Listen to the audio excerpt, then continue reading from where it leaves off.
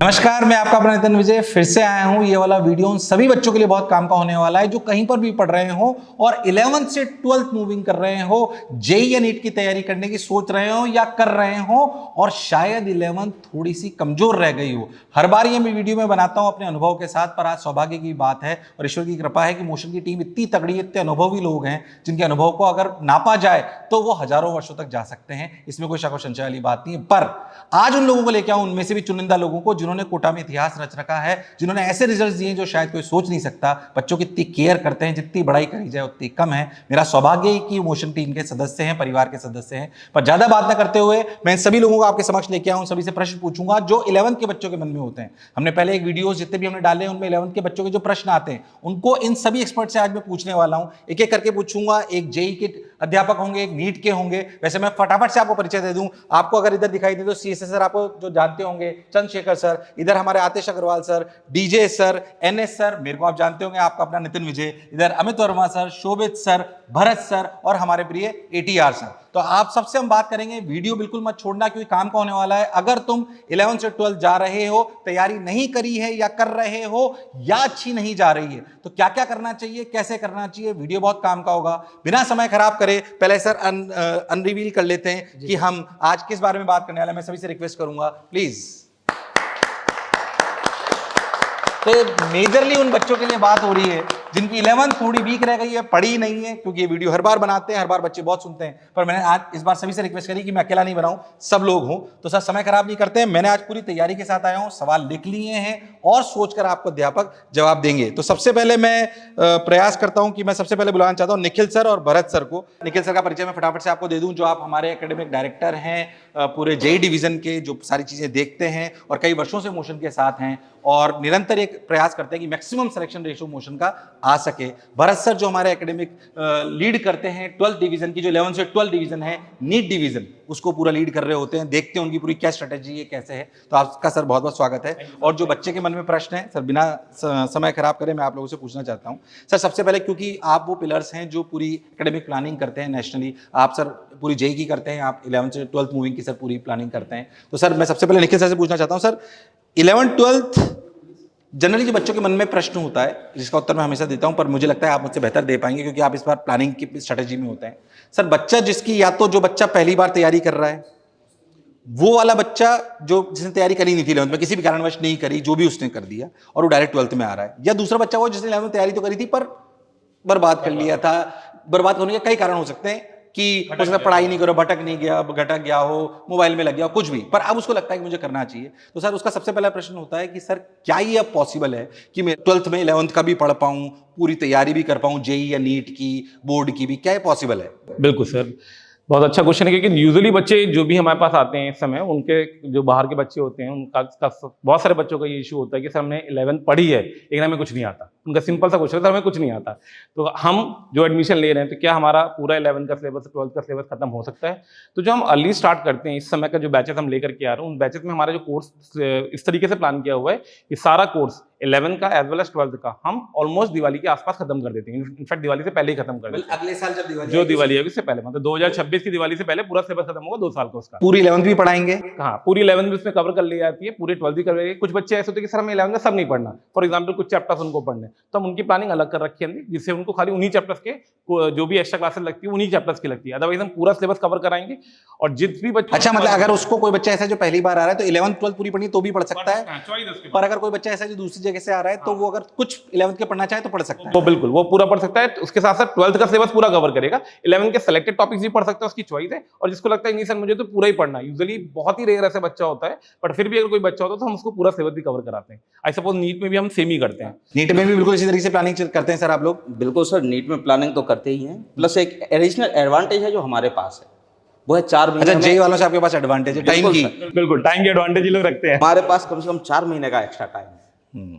तो हम उसको इतने बेहतर तरीके से प्रिपेयर करा देते हैं, इतने सारे टेस्ट उसके ले लेते हैं कि उसका कोई टॉपिक वीक बचने ही नहीं है। तो पूरी 11th भी पढ़ाते हैं, पूरी 12th भी पढ़ा देते हैं और टेस्ट भी करा देते हैं। इवन तो प्लानिंग भी ऐसी है सर कि जब हम 12th पढ़ाते हैं, और जैसे मेरे को लग रहा है कि बच्चे को ऑर्गेनिक केमिस्ट्री पढ़नी है और उसके बेसिक्स केमिकल बॉन्डिंग के लगेंगे, तो हम उसमें केमिकल बॉन्डिंग उसको पहले रखेंगे। हाँ सर, ये प्रश्न मेरा आपसे भी और आप दोनों से कि जैसे कई बार बच्चों को ऐसा लगता है कि सर मैं 12th का टॉपिक पढ़ने लग गया, 11th मेरा, तो क्या अपन करिकुलम में, ये मैं व्यक्तिगत रूप से बच्चों को शायद अभी पता नहीं पड़ेगा, पर ये होता है कि सर जैसे मान लीजिए 12th का टॉपिक पढ़ाना चालू कर दिया, यहाँ पर मेरे हिसाब से सर इस बात का ध्यान रखा जाता है कि जो 12th का टॉपिक पढ़ाया जा रहा है जो उसमें 11th का यूजर है पहले पढ़ा दिया जाता है। कराते हैं, बिल्कुल प्लानिंग हमने वैसे करी है कि जो रिक्वायरमेंट होती है 11th के चैप्टर्स की, 12th के चैप्टर्स वो पहले कवर होंगे, उसके बाद हम 12th में मूव कराएंगे उसको। ये नहीं कि सीधे 12th में स्टार्ट और सर हम ये मान के चल रहे हैं कि हम बच्चे को 0 से स्टार्ट कराए भाई।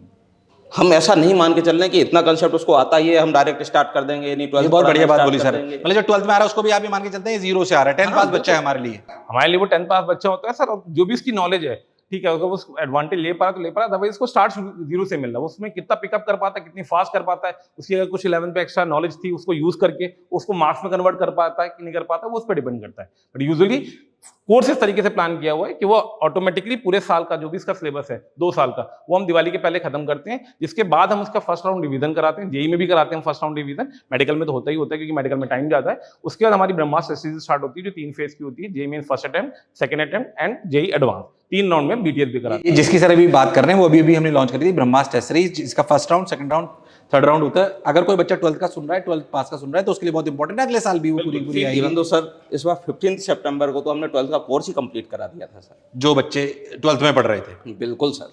उसके बाद अभी रिवीजन चल रहा है। आप सोचें सर 15 सितंबर को 12th करके बैठा है, उसके बाद फोकस कितना हमारे पास टाइम मिल रहा है कि उसके एक एक चीज पे हम ध्यान दे सकते हैं। बहुत बहुत धन्यवाद सर, इसके लिए बहुत बहुत धन्यवाद सर। मेरा आपसे एक और प्रश्न है सर, इसको लेकर, जो मुझे लगता है कि बच्चों के मन में होता है। जितनी भी अपन तैयारी की बात कर रहे हैं सर, ये कोटा क्लासरूम और डिफरेंट जितने भी मोशन के सेंटर्स हैं वहाँ सभी क्लासरूम पे चालू होता है। तो मेरा आपसे प्रश्न ये है कि क्या ये जो ऑनलाइन बैचेस हैं हमारे जो अनुशासन वाले, उनमें भी चालू होगा?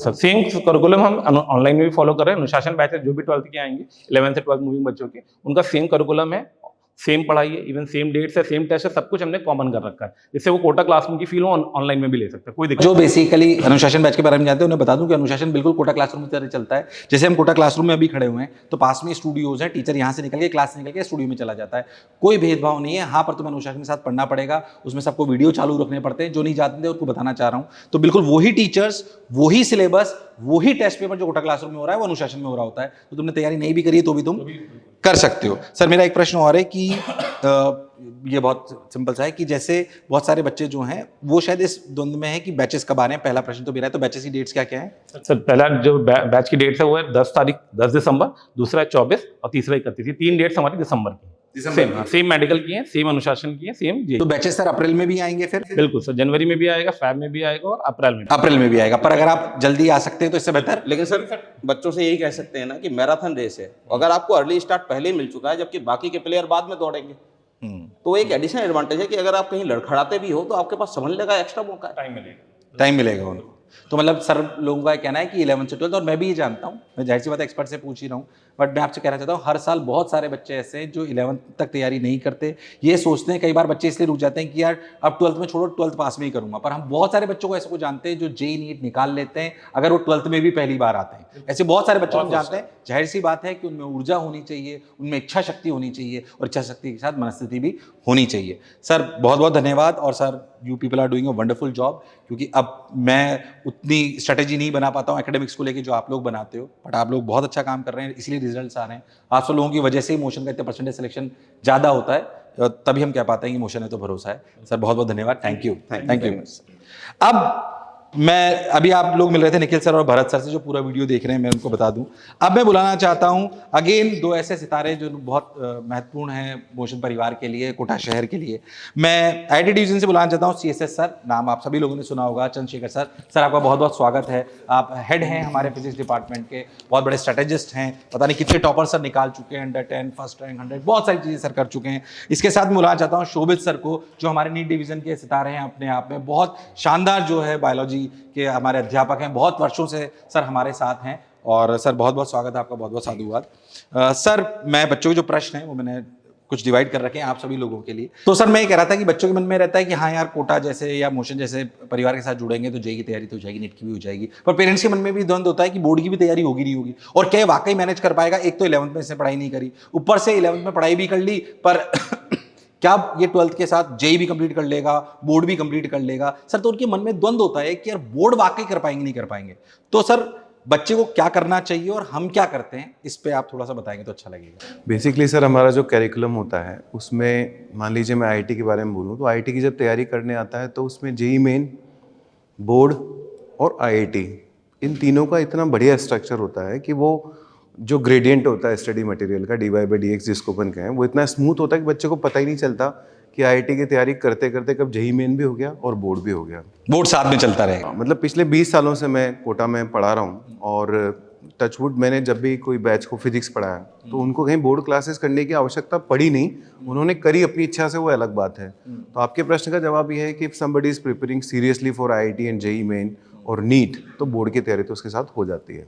तैयारी साथ हो जाती है। कुछ और एक्स्ट्रा करना पड़ेगा उनको, बुक्स या शायद राइटिंग पेपर ज्यादा देने पड़ेंगे? कर सकते हैं 3 या 4 साल के अगर उन्होंने पेपर्स कर लिए लास्ट ईयर के तो वो सफिशिएंट होते हैं, बट स्टिल अगर उनको कोई बुक करनी है जैसे कर अपनी एनसीईआरटी की बुक कर सकते हैं, साथ में सॉल्व कर सकते तो मोशन के भी जितने भी अगस्त सितंबर के बाद से पूरे बोर्ड के पेपर्स प्लान हो जाते हैं, जो मुझे सुन रहे हैं, पूरे बोर्ड के पेपर्स प्लान हो जाते हैं जिसमें उनको पूरा लिखना पड़ता है, उनकी चेकिंग होती है, एनसीईआरटी की जो पेज वाइज बुक है वो उनको वो ले सकते हैं, उसको पूरा वो कर रहे होते हैं। सर आप क्या कहते हैं, जैसे आप बिल्कुल स्ट्रेटेजिस्ट है जो पूरा इसको तैयार करते हैं नीट डिवीजन में, तो आप लोग कैसे करते हो? सर एक्चुअली क्या है कि पहले बात तो एक थिंकिंग ये बच्चों की या पेरेंट्स की कई बार गलत होती है कि हम अगर कंपटीशन की तैयारी करेंगे तो बोर्ड में पिछड़ जाएंगे, या बोर्ड की तैयारी करें केवल तो बोर्ड में अच्छे नंबर आएंगे। तो ऐसा नहीं होता, सिलेबस ऑलमोस्ट सेम है, अप्रोच का डिफरेंस होता है कि आपने कोई भी टॉपिक पढ़ा है, एक तो है कि आपने 10 लाइनें लिखी हैं उसको रट लिया है, वो तो चलिए आपकी बोर्ड में कहीं ना कहीं हेल्प कर देगा, लेकिन वही 10 लाइनें अगर आपने कॉन्सेप्ट के साथ समझ के और उसको फिर मेमोराइज करी है, तो एक तो आपकी कंपटीशन की भी तैयारी साथ में हो रही है और साथ में आप उस चीज़ को जो है थ्योरी के फॉर्म में भी डिस्क्राइब कर सकते हो, क्योंकि आपने उसको दिमाग में इतना बिठा लिया है, उसको इतना समझ लिया है कि आप उसको बहुत अच्छी तरीके से फ्रेम भी कर सकते हैं। तो मतलब अगर आप कंपटीशन की तैयारी करेंगे तो ये बात तय है कि आपकी कंपटीशन की भी तैयारी हो रही है, साथ साथ में बोर्ड की भी हो रही है, बोर्ड की भी। लेकिन अगर आप बोर्ड की खाली तैयारी कर रहे हैं तो फिर आपकी कंपटीशन की तैयारी उसके साथ में नहीं हो रही है, क्योंकि आप पूरी रटने वाली अप्रोच पे चल रहे हैं, आप उस चीज़ को समझ ही नहीं रहे कि वो कॉन्सेप्ट क्या कहना चाह रहा था।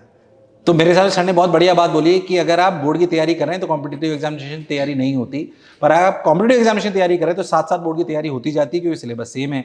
ये वैसी ही बात है कि 200 मीटर की रेस हो तो 100 मीटर तो दौड़ना ही पड़ेगा, पर अगर 100 मीटर की रेस होगी तो 200 मीटर तक कैसे जाओगे? ये उसी बात का एग्जाम्पल है। हाँ, थोड़ा बहुत आपको लिखने की प्रैक्टिस करनी पड़ती है बोर्ड के लिए, जो हम लोग कराते हैं, साथ में हम लोग भी कराते हैं, वो आप कर सकते हो बहुत आसानी से, पर कॉन्सेप्ट इतने अच्छे क्लियर हो जाते हैं कि उसे समझने में सिर्फ आपकी लिखने की स्किल्स होनी चाहिए, जो आपने अगर 10th बोर्ड में अच्छे तक करी है तो करना कोई बहुत बड़ी बात नहीं है। तो अगर बच्चे, जो सर ने बहुत बढ़िया बात बोली कि पेरेंट्स के मन में भी ऐसा होता है, मैक्सिमम पेरेंट्स के मन में मैं सुनता हूं कि इसका बोर्ड बिगड़ जाएगा, बोर्ड बिगड़ जाएगा। अगर बच्चा पढ़ रहा है, ईमानदारी से मेहनत कर रहा है, तो बोर्ड कॉम्पिटिटिव एग्जामिनेशन की वजह से नहीं बिगड़ता।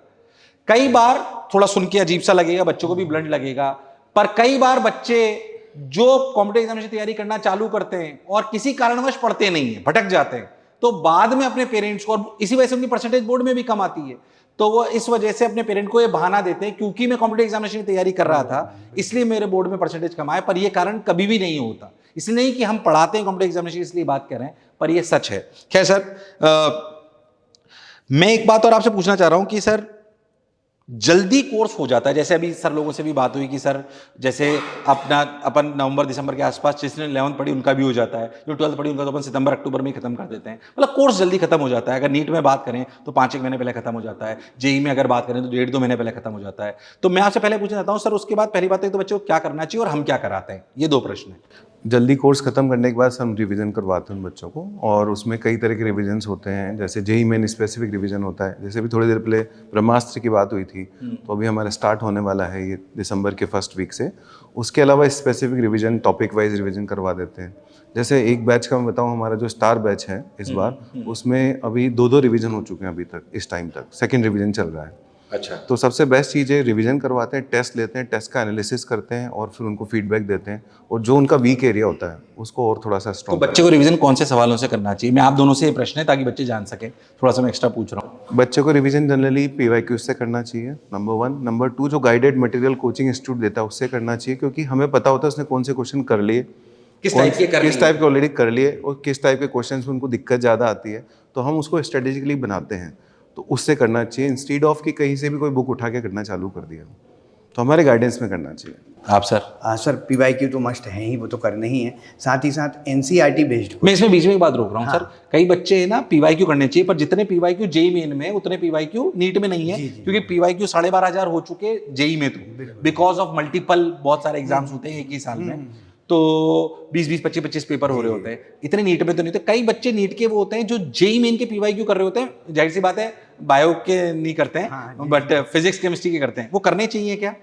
सर नीट के लेवल पे ही उनको रहना चाहिए। अगर नीट में आपकी NCERT है या जो कोचिंग का गाइडेड मटेरियल है, जैसा सर ने कहा अभी कि उनमें इतने सफिशिएंट क्वेश्चन है, अगर बच्चा उनको सही तरीके से प्रैक्टिस करे तो मतलब वो मोर देन इनफ है, मोर देन इनफ कर सकता है बिल्कुल, लेकिन उनको सही तरीके से प्रैक्टिस करे। कई बार बच्चे क्या होता है, जैसे किसी मॉड्यूल में किसी एक्सरसाइज में 200 क्वेश्चंस हैं, बच्चा क्या करता है कई बार कि 200 में से हमें करते हुए ये भी ध्यान रखना चाहिए कि जो क्वेश्चन हमें कॉन्सेप्चुअल लग रहे हैं या जो क्वेश्चन हमें लग रहे हैं थोड़े से ट्रिकी हैं, हम उनको मार्क करते जाएं, जिससे जब हमारे पास लास्ट में टाइम कम हो तो केवल हम उन्हीं क्वेश्चन की प्रैक्टिस करें।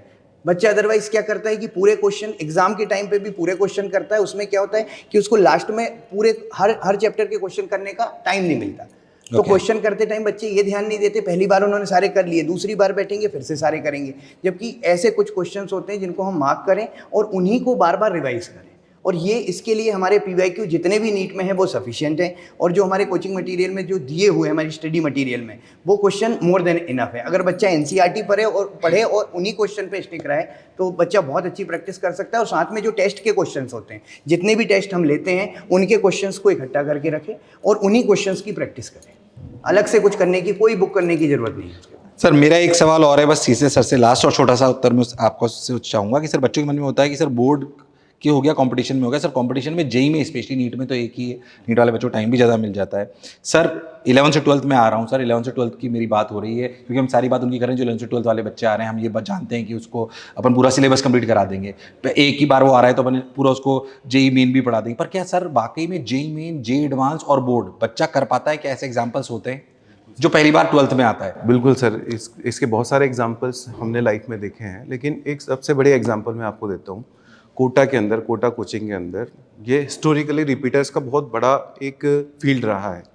इवन मैं खुद कोटा कोचिंग में एज अ रिपीटर आया था। मैं भी बिल्कुल। और जब मैं पहली बार आया था तो मेरे यहाँ पे मैंने 1-2 इंटरव्यू में बताया भी 1.5-2% मार्क्स आए थे। और विद इन 7 to 8 months यहाँ की जो प्रिपरेशन है, पेडागोजी है, यहाँ का जो इकोसिस्टम है वो इतना शानदार है कि अगर कोई बच्चा इसमें आके अपने आप को सरेंडर कर देता है कि यार तुम बताओ क्या करना है, और ईमानदारी से काम करता है, तो वो 500 के अंदर तक रैंक लेके आ सकता है, जो खाली 12th में आ रहा है पहली बार, आराम से। और बोर्ड में भी अच्छे परसेंटेज। बोर्ड अच्छा, ये 12th वाले मैं पहले बता रहा हूँ, रिपीटर वाले बच्चे को तो टाइम भी कम मिलता है। ये बच्चा जो आ रहा है इसको तो थोड़ा टाइम भी ज़्यादा मिल रहा है। IIT तक तो इसको करीब 15-16 महीने का टाइम मिलेगा, तो रिपीटर से तो ज़्यादा ही टाइम है इसके पास। सही बात है। तो डेफिनेटली उससे अच्छा करेगा। तो जब रिपीटर कर सकता है 8-9 महीने के टाइम में, हमारे जैसे जो जीरो से उठकर हीरो बन गए, शायद सिलेक्ट हो गए, तो बड़ी बात है। तो करना बड़ी बात नहीं है, बार बार एक ही बात बोल रहा हूँ, इच्छा शक्ति होनी चाहिए आपकी। अगर मनस्थिति सही है, आप नेगेटिव थिंकर नहीं हो, आप पॉजिटिव सोच पाते हो, दुनिया क्या कह रही है उससे कोई फर्क नहीं पड़ता। क्योंकि ये सच है कि कॉम्पिटिटिव एग्जामिनेशन में आपके आसपास आपको सफलता की कहानी कम सुनाई देगी, असफलता की कहानी ज़्यादा सुनाई देगी, क्योंकि परसेंटेज ऑफ सिलेक्शन ही कम है। तो आपको ऐसा लगेगा कि शायद मैं भी उनमें से एक होऊंगा, पर अगर आप सफल लोगों को सुनोगे तो आपको समझ में आएगा कि करना पॉसिबल है। तो सर बहुत बहुत धन्यवाद आप दोनों का कि आप पधारे और इतने प्रश्नों के उत्तर दिए। Thank you sir. अब बिना समय खराब करे हुए मैं बुलाना चाहता हूं हमारे 2 और एक्सपर्ट्स को, जेई डिवीजन से आतिश सर और मेडिकल डिवीजन से ATR सर। आतिश सर जो हमारे एकेडमिक डायरेक्टर हैं आउटसाइड सेंटर्स के लिए, बहुत वर्षों का उनको अनुभव है और हमारे बहुत सालों से साथी सहयोगी सब कुछ रहे हैं, बहुत सारी प्लानिंग करते हैं। मेरे हिसाब से पूरे देश में शायद अकेले ऐसे होंगे जो इतने सारे बैचेस की प्लानिंग करते होंगे, तो he is a planning master of motion education. ATR sir अपने आप में बहुत बड़े दिग्गज सर हैं, बहुत सालों सर, मेरे से 15-20 साल से आप कोटा में पढ़ा रहे होंगे, तो बहुत एक्सपर्ट्स हैं, बहुत सिंसियर हैं पढ़ाई को लेके, शक्ल से भी सर सिंसियर ही दिखते हैं, है ना। तो और बच्चों में बहुत लोकप्रिय हैं। तो मेडिकल डिवीजन सर आपका बहुत बहुत स्वागत है सर। हमारे जो टॉपर बैचेज हैं उनके पर्सनल टेक केयर भी सर बहुत अच्छे करते हैं। सर मेरे सवाल आप लोगों से वैसे भी रहेंगे, तो आप दोनों क्योंकि ऐसे बच्चों से भी बहुत मुखातिब होते हैं जो बहुत अच्छे हैं, तो उनके लिए भी मैं कुछ बातें आपसे करना चाहूँगा, क्योंकि आप उनके लिए प्लानिंग स्ट्रेटजी करते हैं, आप जेई नीट सब में करते हैं। तो सर मैं, जैसे बच्चे के मन में एक होता है कि जो अच्छे बच्चेज हैं, जहाँ से टॉप रैंक्स निकलती हैं, वैसे मैं आपको बता दूं, सिर्फ मोशन इस बात का पक्ष नहीं कि टॉप 10 टॉप 100 वाले रैंक की बात करी जाए, उनकी बातें पहले कर चुका, पर उनकी भी बात करना आवश्यक है। क्या एक नॉर्मल बच्चा जो 11th जिसने नहीं पढ़ी या कम पढ़ी, क्या वो 12th में यहां आकर क्या अच्छी रैंक वाले बैचेस में जा सकता है? क्या ऐसा होता है? अगर ऐसा होता है तो सर उसे क्या करना चाहिए? जैसे मान लो कोई बच्चा नॉर्मल बच्चा है, ठीक है, वो आया अपने पास उसने ज्वाइन करा। अब ज्वाइन करने के बाद क्या होता है, अपनी स्ट्रेटेजी इस तरह की है कि जैसे अपने स्टार्टिंग में 2 टेस्ट होंगे, अगर वो 2 टेस्ट में बहुत अच्छा परफॉर्म करता है तो अपने स्टार बैचेस में जा सकता है। क्या ऐसे बच्चे होते हैं जो वाकई कर पाते हैं? बहुत सारे जिसने 11th में कोई तैयारी ज्यादा नहीं करी या उसकी 11th बर्बाद हो चुकी है। मैं अपने घर का एग्जांपल देता हूँ। मेरा खुद का भांजा जो 11th उसकी बर्बाद थी, 12th के अंदर वो 99.4 परसेंटाइल लेकर आया, यहीं से? हाँ, यहीं से लेकर आया। तो आप सोचिए, बहुत सारे बच्चे, सर शिवा था, हिंदी मीडियम का बच्चा रहा शिवा, आपने देखा IIT बॉम्बे के अंदर पास आउट हुआ है वो बच्चा। एक नॉर्मल बच्चे थे बिल्कुल, आप ऐसे समझिए कि ऐसे बच्चे जिन्होंने 11th में कुछ पढ़ा ही नहीं, बिल्कुल 11th जानते थे, गरीब फैमिली से बच्चा था वो, 12th में जाके उसने IIT बॉम्बे क्रैक करा। बहुत सारे बच्चे हैं सर। एक मुझे याद आ रहा है, एक लड़की थी राशि करके, राशि जोशी थी, उसका जेईई मेन का अगर आप देखोगे ना सर, उसने तैयारी करी, जेईई मेन का फर्स्ट परसेंटेज उसका बहुत कम आया, लेकिन वो IIT आज की डेट में IIT BHU में ही है और आपकी वाली ब्रांच है उसकी। अरे वाह, क्या बात है। तो इसलिए जो बच्चे भी मुझे सुन रहे हैं, मैं सिर्फ यही कहूंगा कि अगर आपके अंदर इच्छा शक्ति है तो आप 100% हमारे स्टार बैच में आ सकते हैं और आप 100% सेलेक्ट भी हो सकते हैं। बस आपके अंदर इच्छा शक्ति होनी चाहिए और थोड़ा मेहनत आपको करनी पड़ेगी, डेफिनेटली आपका सिलेक्शन होगा। सर अगर उस बच्चे का 250 के अराउंड सपोज आ रहा था सर 11th में, दैट मीन्स ये स्कोर बताता है कि उसने 11th अच्छी तरह से नहीं की। अब यहाँ पे जब वो स्टार बैच में जाना चाहेगा तो जब अपन जो सिलेबस कंप्लीट कराएंगे उसके बाद वो टेस्ट देगा, तो उसके प्रिपरेशन से डिपेंड करता है कि उसका स्कोर कितना आएगा। अगर उस बच्चे में पोटेंशियल है और वो बोलता है कि नहीं मैं सर उसमें जाना चाहता हूँ, मैं सिलेक्शन लेना चाहता हूँ, तो उसके परफॉर्मेंस के ब्याह पे बिल्कुल उसको स्टार बैच में रखा जा सकता है। मिल सकता है। बिल्कुल सर, क्या बात है। मेरा सर अगला प्रश्न भी वही था, सर ने वैसे उसका उत्तर थोड़ा सा दे दिया, बट फिर भी मैं बोलना चाहता हूँ सर, जो बच्चे कुछ ऐसे जिन्होंने प्रिपरेशन नहीं करी तो उनके लिए तो कोई बेंचमार्क ही नहीं है, बट ऐसा होता है ना कि कई बार ऐसा होता है कि साहब मान लीजिए आज मैं अपनी लंग कैपेसिटी चेक कर रहा हूँ और मैंने बेंचमार्क बना रखा है कि यार मैं पहले सिर्फ 30 सेकंड तक ही अपनी सांस रोक पाता था, तो मेरे लिए एक बेंचमार्क है। तो जो बच्चे 11th की तैयारी कर रहे थे, किसी भी इंस्टीट्यूट से कर रहे थे, मैं तो कह रहा हूँ मोशन से कर रहे थे, कम पढ़े, अब उनके मन में बैठा हुआ है कि यार मेरे तो जेईई में 100 में से 70 ही नंबर आते हैं, मेरा एवरेज ही 70 है, या मेरे नीट में अगर बात करें तो नीट में सर मेरे तो 200 से ही कम नंबर आते हैं। अब मेरे तो मन में ये द्वंद्व है सर, बाकी सब तो छोड़ दो, मेरे मन में तो ये द्वंद्व है कि मैं 12th में तैयारी भी करूं नहीं करूं कि बोर्ड करने लग जाऊं।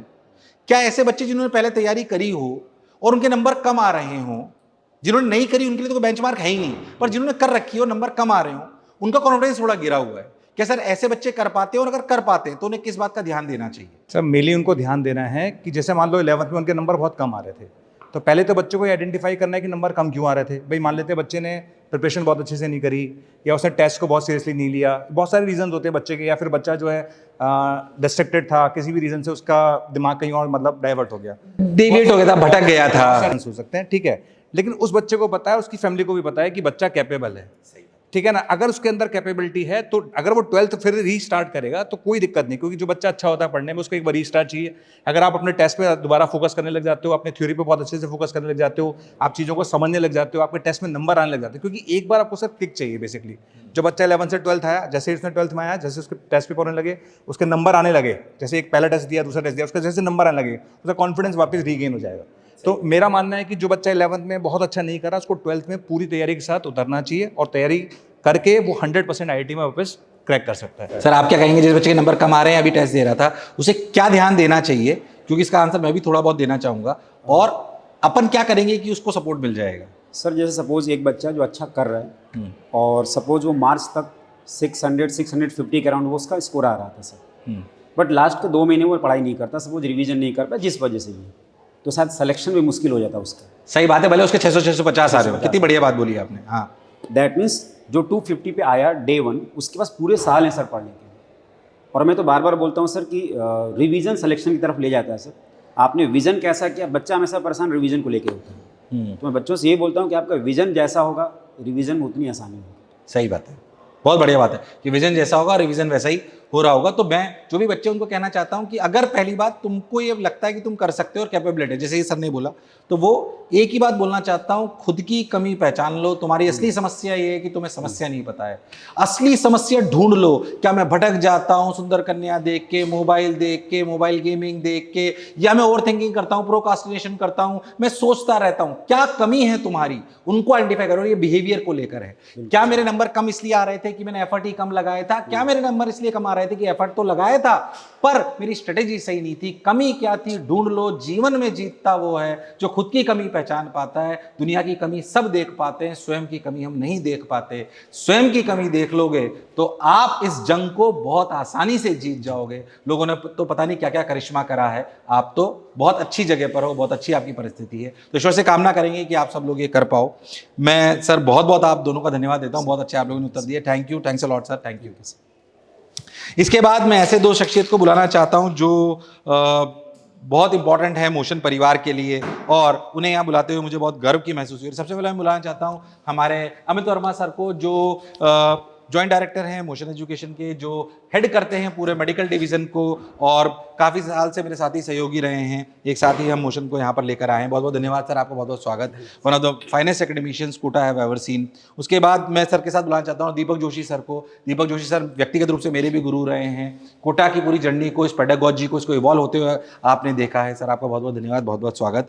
तो सर मैं आप दोनों से वही प्रश्न जो पूछ रहा हूँ 11 से 12 खास तौर से जो बच्चे हैं, क्योंकि अपन उन्हीं के लिए वीडियो बना रहे हैं, तो इस वीडियो को हम बहुत ड्रामेटिक नहीं रखना चाहते थे। मुझे व्यक्तिगत रूप से लगा कि ऐसे लोगों से बात करी जाए जिनको अनुभव है। आज शायद हम लोगों से कोई ये बात करे कि कैसे फुटबॉल खेलना है तो हम तीनों शायद उस लायक नहीं है ना, या कैसे गिटार बजाए तो शायद हम उस लायक नहीं है, बट कैसे कॉम्पिटिटिव एग्जामिनेशन की तैयारी करनी चाहिए। मेरे हिसाब से सर को 25-30 वर्षों का अनुभव होगा, 20-20 वर्षों का अनुभव हमें हो चुका है। तो ये बहुत बड़ी बात है इसी शहर में रहकर पढ़ाते हुए। तो सर हम हर साल कितने ही बैचेस, मतलब मैं इसलिए बात बार बार बोल रहा हूँ कि आपके सामने जो 3 लोग खड़े हैं वो हर साल सोचो 20-25 साल से ये काम कर रहे हैं, हर साल 12 के 10-10, 15-15 बैचों में जाते होंगे। आप सोच के देखिए कि अकेले सर ने कम से कम 300-400 बैच देख रखे होंगे 12th के, उतने ही सर ने 200-250 देख रखे होंगे, मैंने 250-300 देख रखे होंगे। आपके सामने ऐसे लोग हैं जो पता नहीं हजारों की संख्या में 11 से 12 के बच्चों को देख चुके, वो अनुभव आपके सामने है। खैर मैं सर ये पूछना चाहता हूँ आपको कि सर ये जो बच्चे हैं, थोड़ा सा अलग टाइप के सवाल है सर ये, कि डीजे सर मैं आपसे जानना चाहता हूँ कि आप तो कई सालों से बच्चों को पढ़ा रहे हैं कि ये जो बच्चे होते हैं 11th वाले, ये भटक जाते हैं। कईयों की मैक्सिमम इसलिए तैयारी नहीं हुई है कि वो भटक गए हैं, उनको क्या करना चाहिए? सबसे पहली बात तो ये कि अगर बच्चा ये मान रहा है कि मैं भटक गया तो वो पहले नहीं भटका है। बहुत सबसे बड़ी बात ये है कि अगर वो ये कहता है कि मैं भटक गया तो इसका मतलब वो भटका हुआ नहीं है, वो सुधरना चाहता है, वो ट्रैक पे है। और जहाँ तक रहा सवाल टीचर्स का, तो हम एक बैच में जितने भी बच्चे पढ़ाते हैं उसमें से 40% बच्चे पास होते हैं हमारे, 60% बच्चे हैं जिनका सिलेक्शन नहीं होता। हर टीचर चाहे कुछ भी कहे, सत्य तो यही है कि 60% बच्चे हमारे पढ़ाए हुए नहीं पास हो रहे हैं। ये सिक्के का दूसरा पहलू है जो कोई नहीं बताता, और ये सच है, ये सच है। और तो हमें इस बात का एक्सपीरियंस ज़्यादा है कि बच्चा कैसे सेलेक्ट नहीं होगा ये ज़्यादा है कि कैसे सेलेक्ट होगा ये एक्सपीरियंस हम टीचर्स को कम है। बिल्कुल सही। तो वो एक बार हमारे कांटेक्ट में आ जाए, हमारे संपर्क में आ जाए, तो अभी तो देखिए जैसे इस समय की बात है, मैं अभी बता रहा हूँ कि मैं पिछले 2 साल से दूसरी पीढ़ी को पढ़ा रहा हूँ। मतलब मैंने जिनको बच्चों को पढ़ाया था उनके बच्चों को पढ़ा रहा हूँ पिछले 2 साल से। सही बात है। तो वो एक बार मेरी आंखों के सामने से निकल जाए तो मुझे समझ में आ जाएगा कि ये क्या कर रहा है। तो ये उनकी आंखों को देख के ही मैं समझ सकता हूँ कि ये मेहनत कर रहा है, नहीं कर रहा है, पढ़ा रहा है, नहीं पढ़ रहा है, नहीं पढ़ रहा है, किस डायरेक्शन में जा रहा है, ये मुझे समझ में, इतना तो समझ में आ जाता है। मेरे को लगता है हर टीचर को ये समझ में आ जाएगा। बस अगर कोई ऐसा सोच रहा है कि मुझे सुधरना है तो अपने टीचर के संपर्क में आ जाए। तो मेरे हिसाब से जो बच्चे सोच रहे हैं कि मैं भटक गया था, मैंने पढ़ाई नहीं करी, तुम सुधर चुके हो और तुम अब ट्रैक पे जा सकते हो। सर ये भी सर आपके बोले, मतलब कम से कम ये कि बच्चा बना हुआ है रेस के अंदर, ये इंपॉर्टेंट है। क्योंकि अगर वो मान लीजिए रेस से बाहर ही है तो फिर कैसे संभव हो पाएगा। और सर जैसे अपन 11 से 12 की बात कर रहे हैं तो भाई मोर देन सफिशिएंट टाइम है। अगर किसी बच्चे का 10th से 11th मूव करते समय, क्योंकि सर देखिए 10th के कोर्स में और 11th के कोर्स में हम सब जानते हैं फ़र्क होता है। और सबसे बड़ी बात, जब कॉम्पिटिटिव एग्जाम की बात करते हैं तो सर और फ़र्क होता है, और जब नीट फिजिक्स की बात करते हैं तो और फ़र्क होता है। मतलब ये सब चीज़ें हमें दिख रही है। तो सर बच्चे का भी देखिए एक ग्रास्पिंग का एक तरीका है, उसका भी एक खुद का एक एब्जॉर्प्शन है। हमारे नॉलेज डिलीवर करने में और उसके एब्जॉर्प्शन में फ़र्क है। तो 11th में थोड़ी सी दिक्कतें आती हैं। लेकिन अगर बच्चा, मेरा मानना है सर, अगर बच्चा रुका रहे ना किसी भी तरह से, हमारे साथ बना रहे, तो सफिशिएंट समय है। क्योंकि अब सोचिए सर 11 से 12 मूव करेंगे तो 11 से 12 मूव करने में हमारे पास कितना समय है अपनी गलतियों को दोबारा सुधारने का और आगे बढ़ने का। सर मेरा प्रश्न इसमें आप दोनों से है, आप दोनों उत्तर दें इसका। जो अमूमन एक बच्चे ने लिखा भी सही, मेरे को सही लगा कि सर मैं भटक गया था, पर ये मैं भटक गया था और मैं नहीं पढ़ रहा था, ये बताने वाला मैं खुद था 1 साल बाद या 6 महीने बाद। मैं नहीं भटकूं, इसके लिए आप लोग क्या करते हो? बच्चा हमारे संपर्क में आता है, जैसे हम उसको एक मैं जहाँ तक मेरा प्रश्न है तो मैं बच्चों को थोड़ा अध्यात्म से भी जोड़ता हूँ, ताकि उसको खुद समझ में आए कि ये चीज़ क्या सही है क्या गलत है, वो अपना आकलन खुद कर सके। और ऐसा हुआ भी है, कई बार बच्चों ने इस तरह से अपने आप को खुद ही बताया कि सर हम यहाँ पे गलत थे और यहाँ पर हम सुधरना चाहते हैं। फिर मैंने उनको बताया कि आप ऐसा ऐसा कीजिए तो ऐसा सुधर सकते हैं। अपने पढ़ाई का आप शेड्यूल ऐसा रखिए, इतना थोड़ा अपना कोई शेड्यूल ऐसा रखिए जिसमें आप मेडिटेशन कर सकें या ईश्वर को याद कर सकें, ईश्वर पर विश्वास रखिए। अपने माँ बाप को दिए हुए उन वचनों को जो भरोसा करके उन्होंने यहाँ पे भेजा उसको याद कीजिए बार बार। तो ये चीज़ें जो हैं आपका कहना ये है कि आप जैसे अध्यापक हर महीने 15-20 दिन में बच्चों को याद दिलाते रहते हैं कि किस कर्तव्यवश वो यहाँ आए थे, क्योंकि हमारे यहाँ पे एक फिक्स रूटीन है। मैं उस बात को थोड़ा सा बताना चाहता हूँ कि टीचर्स को पता है कि हर महीने उनको जाके एक बार बच्चे को समझाना भी है कि अगर वो भटक रहे हो, पढ़ नहीं रहे हो, डिस्ट्रैक्ट हो रहे हो, तो क्लास के साथ साथ ये पढ़ाने कोर्स डिलीवरी के साथ ये इंपॉर्टेंट है कि उन्हें राह पे ला के रखना। कोई बच्चा अगर बाय द वे क्लासेस में कम आ रहा है, सर क्लासेस में कम आता है तो आप लोग क्या करते हैं, क्योंकि मेरे हिसाब से नीट डिवीजन बहुत तगड़ी, अपनी नीट डिवीजन के लिए मैं इस बात के लिए ताली बजवाना चाहूंगा कि ये ऐसे लोग हैं जो मुझे सुन रहे हो जिन्होंने अपनी परसेंटेज ऑफ अटेंडेंस, इनके रिजल्ट बढ़ने का एक कारण ये भी कि परसेंटेज ऑफ अटेंडेंस को बहुत, बिल्कुल सर आप लोग क्या करते हो उसके लिए? सर सबसे पहले तो हम क्या करते हैं, पेरेंट्स के साथ पूरी तरह से संपर्क बना के रखते हैं। अगर बच्चा किसी कारण से नहीं आ रहा है तो सीधे सीधे एक सिस्टम तो है ही हमारा जिसमें हमारे मैसेज जाते हैं, कॉल जाती है। उसके अलावा हम पर्सनली से पेरेंट्स के साथ कनेक्ट होते हैं, पेरेंट्स से बात करते हैं। जहाँ पर बच्चा एंट्री करता है वहाँ पे कभी कभी खुद खड़े हो जाते हैं और रेगुलर बच्चों को वॉच करते हैं, क्लासेस में रेगुलर जाते हैं और ये देखते हैं कि भाई किस बैच में अटेंडेंस कम हो रही है। अगर किसी बैच में ऐसा लगता है कि अटेंडेंस कम हो रही है तो सर हम उन पेरेंट्स के साथ संपर्क बना करके बच्चों को बताते हैं। दूसरा सर, जो बच्चे क्लास में पढ़ रहे होते हैं हम उनको ये बताते हैं कि भाई उन अपने साथियों को बुला के लाओ जो क्लास में नहीं आ रहे हैं। और सर हमारे यहाँ कोटेशन वैसी नहीं होती कि जैसे खेल के नियम अच्छे करोगे तो ये होगा, जैसे मोटिवेशनल कोट्स होती हैं। हमारे यहाँ मोटिवेशनल कोट्स दीवारों पर ऐसी लगाई जाती हैं कि जिन बच्चों की परसेंटेज अटेंडेंस बढ़िया थी वो बच्चे हमारे यहाँ सिलेक्ट हुए। तो सर वो बच्चों के लिए क्या करता है, इटसेल्फ एक मोटिवेशन का काम करता है, तो उससे बच्चे की परसेंटेज ऑटोमेटिकली बढ़ जाती है। सही बात है, सर ने जो बोला वो कोटेशंस बेसिकली हम बच्चों को ये तक बताते हैं कि कितनी परसेंटेज अटेंडेंस रखने से आपको फायदा होगा।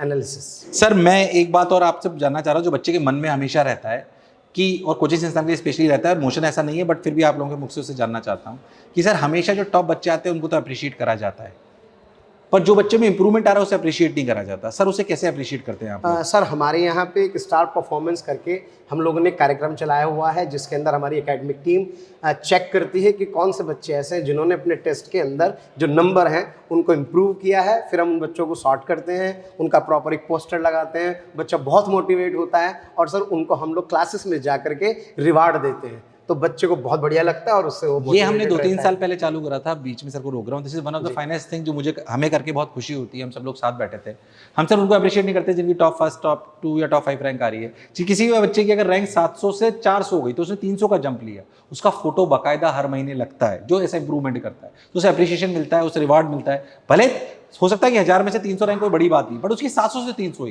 This is appreciable. साथ ही साथ कोई बच्चे की अगर 300 से 700 हो गई तो उसे सरल वगैरह सब बुला लेते हैं, पूरी एक टीम है जो उन्हें लगातार बुला लेती है। 11 से 12 में जितने बच्चे उन्हें तुरंत बुला लिया जाता है कि यार, ताकि वो बच्चे का पता पड़ सके कि वो पढ़ाई कर रहा है, अगर नहीं कर रहा है तो वो क्यों नहीं कर रहा है, उसके नंबर घटने का कारण क्या है।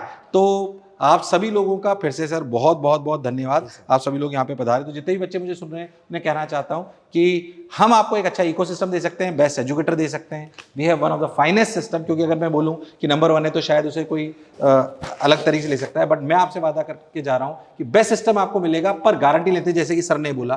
पर एक बात मैं आपको बता दूँ, जैसे सर ने बोला कि हम ऐसे लोग बच्चों को जानते हैं जो सेलेक्ट नहीं हुए, पर मैं आपको बता दूँ जो सेलेक्ट नहीं हुए उनमें से भी जो मेहनत करते थे वो जीवन में सफल हुए, जीवन में सफल। ये सब लोग मानते हैं। कोटा आने वाला कुछ ही परसेंटेज बच्चा सेलेक्ट होता है, मैं जानता हूं, या ऐसी हमारे संस्थान में पढ़ने वाला भी कुछ ही बच्चा सेलेक्ट होता है, पर जो सेलेक्ट नहीं होता पर जो मेहनती था वो जीवन में सफल जरूर होता है, ये मैं वादा करता हूं। मनस्थिति अच्छी रखिए, परिस्थिति अच्छी रखिए, अपने लक्ष्य को निर्धारित रखिए, कर्म पर भरोसा रखिए, सिर्फ किस्मत पर भरोसा मत रखिए कि कर्म भूमि की दुनिया में श्रम सभी को करना है, कि कर्म भूमि की दुनिया में श्रम सभी को करना है, और ईश्वर सिर्फ लकीरें देगा, और ईश्वर सिर्फ लकीरें देगा, रंग हमें ही भरना है, रंग हमें ही भरना है। तो घबराओ मत, अगर एग्जाम में तैयारी नहीं भी करी, खराब भी हो गई, कुछ भी हो गई, तो हम तुम्हारे साथ है, पढ़ने का निश्चय कर लो, हम तुम्हें सेलेक्ट करा के बताएंगे और तुम याद करोगे इन बातों को। मुझे सुनने के लिए बहुत बहुत धन्यवाद, थैंक यू।